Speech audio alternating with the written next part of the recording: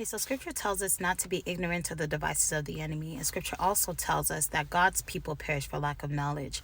So we know that if we're not on top of our P's and Q's and realizing just how the enemy deceives us, we are prone to actually perishing for not knowing any better. I believe as believers, it is important for us to stay aware and be notified in just how deceptive the enemy is in these last days. And so I'm going to tell you guys something. I'm going to show you guys something. One day I was on TikTok and I came across one of those pages that just posts movie clips, right?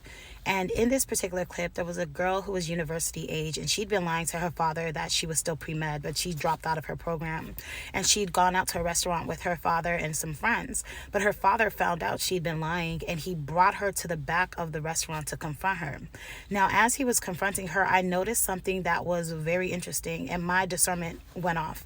As the young daughter stood in front of her father, I noticed that there was a sign that said accept. And when I saw that accept sign, I then looked at her dress and it made sense. TikTok booted me back to 3 minutes, so I can't start getting into Edward Bernays, but I do urge you to begin to research Edward Bernays and the studies they conducted in order to understand just how the mind works as it pertains to media and marketing.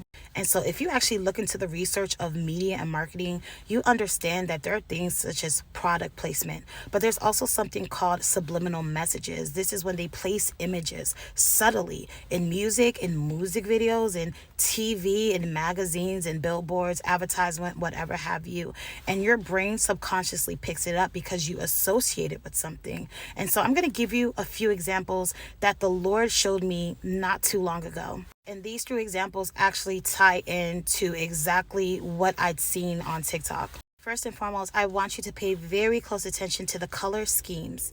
This is what's going to be important because your mind has already subconsciously associated this pattern of colors with something else. First, Drake. Second, Cardi B and Megan Thee Stallion. Third, Lil Nas X. Are you seeing the pattern yet? Yeah. When you see these color schemes, what immediately comes to mind is this flag right there. Yeah. These things were not done by chance. In these three examples, the association then became lust, sexual desire, something that honestly today's generation, it's been promoted as good. And so when you're seeing these colors, you're associating it with something desirable. And in the example that I showed with the video, when you're seeing it, you're subconsciously also being told to accept it. Brothers and sisters, set no evil thing before your eyes. Make sure you test and discern every single thing that you watch and consume. Be blessed.